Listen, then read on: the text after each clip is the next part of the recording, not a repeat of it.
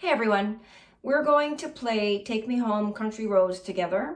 We're going to use this 4-beat pattern and we're going to play it in a straight style, which means those pairs of eighth notes are going to be perfectly even going up and down.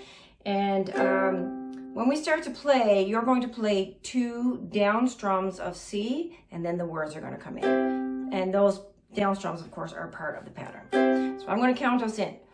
1, 2, 3, 4.